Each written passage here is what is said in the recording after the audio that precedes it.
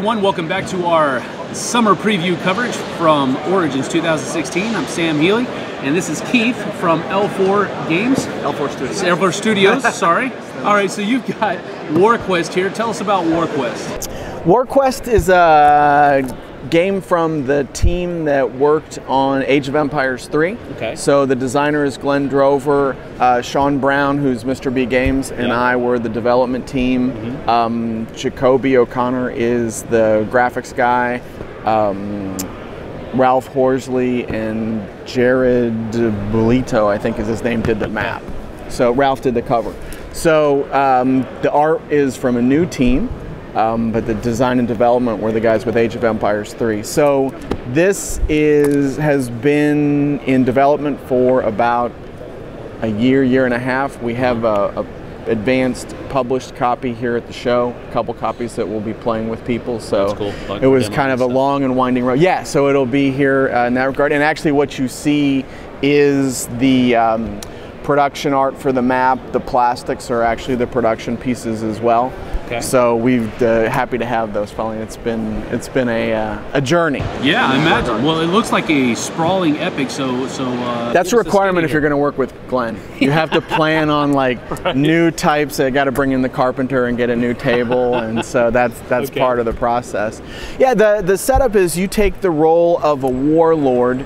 Your goal is to acquire the most victory points over the course of the game. Okay. There are a couple different ways you can achieve that. So as you're traveling around the map, you can go on quests, you can engage in battles, you can take control of regions, and those are all ways that you can get victory points. What I have laid out in front of us are all the components. I left them off the board to give you an idea of what the board looks like. But it's the people on a map type thing where you would have your warlord and troops, if you wanted to, moving around into these different regions, and depending on where you are, it's a place that might be taxable. Those are the cities, the main central points of the provinces. You also have key locations where you can go and pursue quests. So it's a card-driven game in that regard, and that's what I have out in front of us is conquest cards, events, power cards, and quest cards. Okay. So at the beginning of the game, you've got an end goal, which is a type of conquest, and that involves taking care of one of the cities. You also have two conquests. That could be reuniting a particular region, winning a battle, going after a certain type of race. You've got cards that have you, if you're hunting orcs or goblins, something along that front. Is this cooperative or competitive? It's competitive. Okay. It's a 2 to 4 player game out of the box. We also have a 5th player expansion coming later. Biggest part of it, we've got the pieces off. Hopefully they're in shot. Actually, I may pull this back here so you guys can see it. What you have, the scenario, the backdrop of the game is that the kingdoms of man have been at war for hundreds of years and basically decimated each other. And in the process, they've pushed the other races out to the periphery. So you've got the orcs, elves, goblins, dwarves, and beastmen.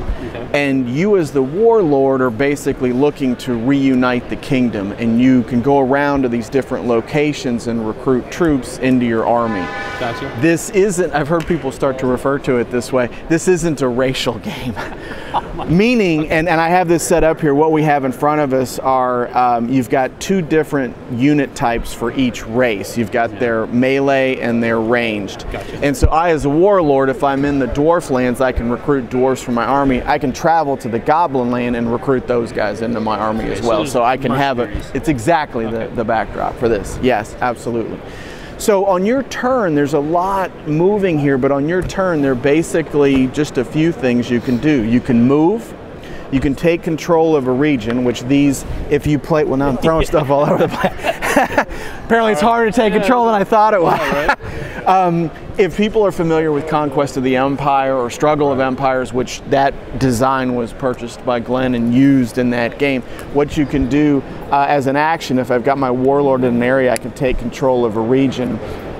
That's important because that control is what allows you to accomplish the conquests. Okay. You also need to be in control of a region to tax. That's another action you could take.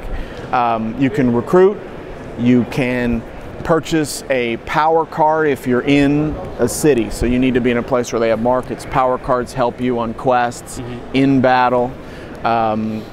You can then also, if you go into a location that has another player, you immediately go into battle. And that's, to me, kind of the foundation of this game. If we're going to call it Warquest, it better be about war. Right. And so the way it works is, this is an example of an army that's set up and it's automatic. If you are in a location during a move that has somebody else, you are going to battle. Okay. So the way it works is, we have battle cards. You would have the two armies set up. Combat's resolved simultaneously. The front rank, rear rank. Yes, the ranged rank shoots first. Each figure has nubs on the front and nubs on the back. The nubs on the front tell you the number of dice you roll. Nubs on the back tell you the number of hits that a character could take. We wanted to have it in such a way that you could actually look at the figures instead of like have to go to a table. Yeah, so that kind of an easier reference. The way the dice work, there is a skull, which is a hit.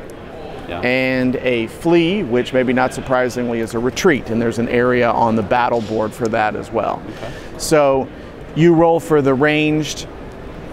The defender rolls first, but the ranged is handled simultaneously. The damage is assigned. You can, if you have army and reserves, they can fill in.